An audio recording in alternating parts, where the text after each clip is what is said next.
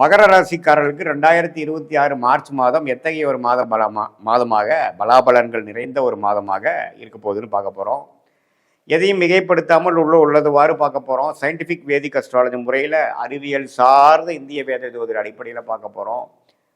எப்படி கிரகங்கள் எதுமாற அமைப்புகளை வரும்பொழுது எதுமாற கர்மாவை நம்ம காமிக்குது, எதுமாற திசையில் நம்மளுடைய வாழ்க்கை சம்பவங்கள் வரப்போகிறது, எதுமாற அமையுது, எதுமாற திசையில் நம்ம வாழ்க்கை திரும்ப போகிறது, நமக்கு என்ன பிராப்தம், எது பிராப்தம் இல்லை, எது நடக்கக்கூடிய அமைப்பாக இருக்குது, சாதகமாக இருக்கா சாதகமற்றதாக இருக்காங்கிறதெல்லாம் ஓரளவுக்கு பொதுவான இந்த ஆண்டு கிரகம் மாத கிரகத்தை வைத்து தெரியும் பொழுது அதுக்கு தகுந்த மாதிரி வாழ்க்கையில் நம்ம திட்டமிட்டு வாழ்க்கையில் இருக்கக்கூடிய சேலஞ்சஸ் சங்கடத்திலேருந்து நம்ம மீண்டு வர முடியும் அப்படிங்கிறத நம்ம தெரிஞ்சுக்கிறோம். வாங்க இந்த வீடியோக்குள்ளே போவோம். இப்போ பாருங்கள், மகர ராசிக்காரர்களுக்கு 2026 மார்ச் மாதம் அருமையான ஒரு பலன்கள் கொடுக்குதான்னு பார்த்தீங்கன்னா ஒரு 50-50 ஒரு அமைப்பு இருக்குது. ஏன்னா குரு பாருங்கள் 6ஆம் இடத்துலேருந்து 12ஆம் இடம் என்று சொல்லப்படுகிற விரயஸ்தானம், டிராவலிங் ஸ்தானம், ஊர் டூர் போகிறது எல்லாமே ஒரு டிரான்சிஷனரியாக இருக்கக்கூடிய ஒரு அமைப்பை கொடுக்கக்கூடிய அந்த குருவின் பார்வை 12ஆம் வீட்டை பார்க்குறார். சனி 3ஆம் இடத்துல இருக்கிறார், ராகு 2ஆம் இடத்துல, கேது 8ஆம் இடத்துல இருக்கிறார். பட் இதில் என்னன்னா மாத கிரகமாகிய செவ்வாய் ராகுவோட சேருகிறார், சூரியன் ராகுவோட சேருகிறார், புதனும் பார்த்தீங்கன்னா ராகுவோட கொஞ்சம் தள்ளி இருந்தாலும் புதனும் 2ஆம் இடத்தில் இருக்கிறார். ஸோ புதன், சூரியன், ராகு, செவ்வாய் இந்த 4 கிரகங்கள் 2ஆம் இடம் என்று சொல்லப்படுகிற தன குடும்ப வாக்குஸ்தானத்தில் இருந்து குருவின் பார்வை பெறுகிறார். ஸோ என்னதான் ஒரு மாதிரியான ஒரு காம்பினேஷனாக இருந்து குடும்பத்தையும் பணத்தையும் பேச்சையும் சில பிரச்சனைகள் கொடுக்கக்கூடிய அமைப்புகள் இருந்தாலும் குருவின் பார்வை அந்த பிரச்சனையை குறைக்கக்கூடிய அமைப்பு இருக்கே ஒழிய பிரச்சனைகளே இல்லை என்று சொல்ல முடியவில்லை. ஏன்னா குருவும் பார்த்தீங்கன்னா 6-12 காம்பினேஷன் இருக்கிறார். இன்னுமே என்னதான் மகர ராசிக்காரருக்கு 7 நாட் சனி முடிஞ்சாலும் ராகு 2ஆம் இடத்துல இருக்கிறது நம்ம புரிஞ்சுக்கணும். ஸோ எப்பவுமே ராகுக்கு எது 2, 8ங்கிறப்போ நம்மளுடைய ஃபினான்ஸு, குடுக்கல் வாங்கல், பேச்சு, குடும்ப விஷயங்கள் இது எல்லாத்துலேயுமே கொஞ்சம் கேர்ஃபுல்லாக இருக்க வேண்டிய அமைப்புகள் தேவைப்படுகிறது.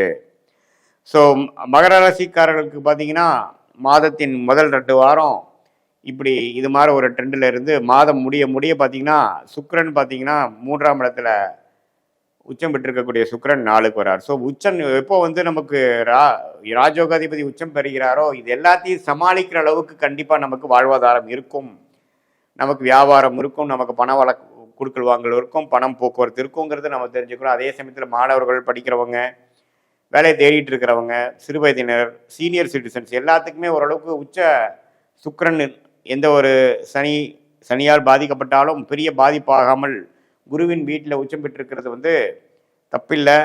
ஸோ இது மாதிரி சில குடுக்கல் வாங்கல், பண விஷயங்கள், குடும்ப விஷயங்கள், வாக்கு விஷயங்கள், ஹெல்த் ரிலேட்டடான விஷயங்கள் எல்லாம் கொஞ்சம் பாதிப்புகள் இருந்தாலும், ஏன்னா சூரியனுங்கிற ஒரு மகர ராசிக்கு 8ஆம் வீட்டு அதிபதியாக வருகிறார். ஸோ 8ஆம் வீட்டு அதிபதியாக மகர ராசிக்கு இது மாதிரி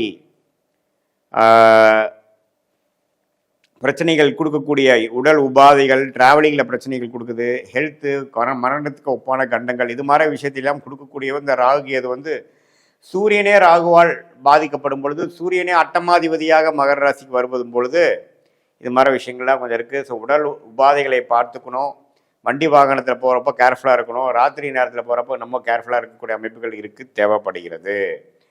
இது ஒரு சுமாரான ஒரு பொதுவான பலனை தவிர உங்களுடைய ஜென்ம ஜாதகத்தில் நீங்கள் பிறந்த தேதி, பிறந்த நேரம் வைத்து, பிறந்த உரை வைத்து உங்களுக்கு வரக்கூடிய ஜாதகத்தில் என்ன லக்னத்தில் பிறந்தீங்க, நீங்கள் அவிட்ட நட்சத்திரமாக இருந்தாலும் சரி, திருவோண நட்சத்திரமாக இருந்தாலும் சரி, உத்திராட நட்சத்திரத்தில் பிறந்திருந்தாலும் சரி, நீங்கள் என்ன லக்னத்தில் பிறந்தீங்க, என்ன தசாபுத்திகள் போய்கொண்டு இருக்கிறது,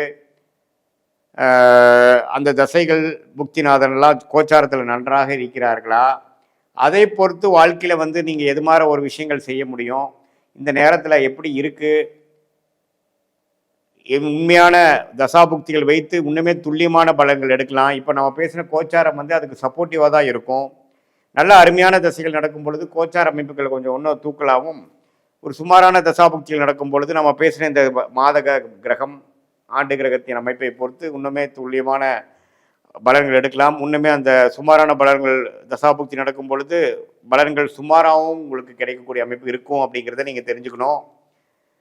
இது ஒரு பொதுவான பலன்.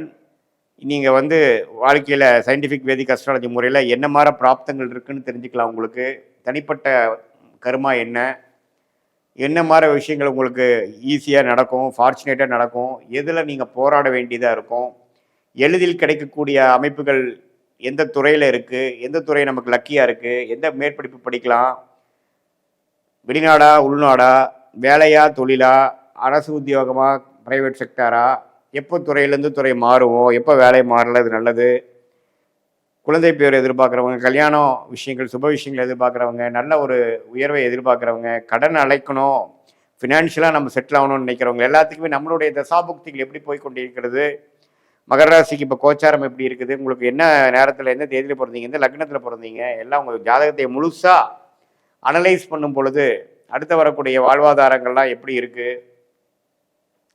எந்த மாதிரி துறையில் நம்ம போக போகிறோம், எந்த மாதிரி டைரக்ஷனில் நம்ம வாழ்க்கை திரும்பும்போது எந்த சாய்ஸ் நம்ம எடுக்கலாம், எந்த சாய்ஸ் நம்ம எடுக்க வேண்டாம் அப்படிங்கிறதெல்லாம் தெரிந்து தேவையற்ற சமய விரயங்களை தவிர்த்து, தேவையற்ற பொருள் விரயங்களை தவிர்த்து, தக்க முடிவுகளை தக்க நேரத்தில் செய்து, தக்க நேரத்தில் எடுத்து, அதுக்கு தகுந்த மாதிரி நடவடிக்கைகளை செய்யும் பொழுது வாழ்க்கையில் ஒரு நல்ல ஒரு நம்மளுடைய பொட்டன்ஷியல் என்ன, நம்மளோட தகுதி என்னவோ அதுக்கு தகுந்த மாதிரி வாழ்க்கையில் முன்னேறி மேலும் மேலும் வாழ்க்கையில் எந்த விதத்துலேயும் நம்ம ஒரு கிளாரிட்டி இல்லாமல் செயல்படாமல் கிளாரிட்டியோடு செயல்பட்டு அதில் இருக்கக்கூடிய ரிஸ்க் என்ன, எந்த நேரத்தில் அது முடியும், எந்த நேரத்து வரைக்கும் நம்ம பொறுமையாக இருக்கணும், வீரத்தை காட்டிலும் வேகமே நம்ம முக்கியம் என்கிறதை உணர்ந்து நம்மளுடைய கர்மாவை அறிந்து அதுக்கு தகுந்த மாதிரி நீங்கள் வாழ்க்கையில் காய்களை நகர்த்தி என்றால் சயின்டிஃபிக் வேதிக் அஸ்ட்ராலஜி நமக்கு துணையாக இருந்து நம்மளுடைய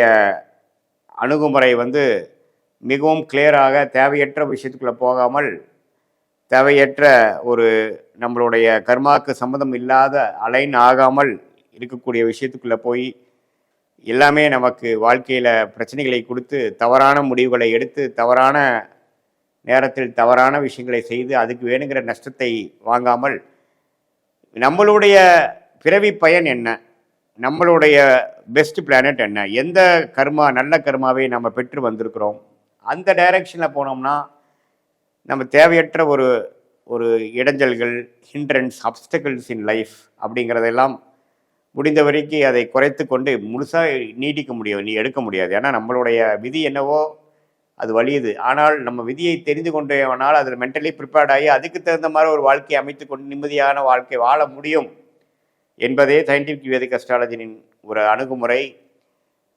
அதுதான் நம்மளுடைய தேவையற்ற இது மாதிரி மிகைப்படுத்தி பேசுவது, பரிகாரங்கள் அது மாதிரி விஷயங்களை போய் பயந்துக்கிறது, நம்மளுடைய தேவையற்ற மன அழுத்தத்துக்குள்ளே போய் அது மூலமாக மன நிம்மதியை இழப்பது, அதெல்லாம் இல்லாமல் உள்ளது உள்ளவாறு பார்த்து அதுக்கு தகுந்த மாதிரி முடிவுகளை தக்க நேரத்தில் எடுத்து மகர ராசிக்காரர்களாகிய நீங்கள் வாழ்க்கையில் ஷார்ட் டேர்ம் லாங் டேர்ம் எல்லாத்துலேயுமே ஒரு பிளானிங் பண்ணி சக்ஸஸ் ஆக முடியும் என்று சொல்ல விரும்புகிறேன்.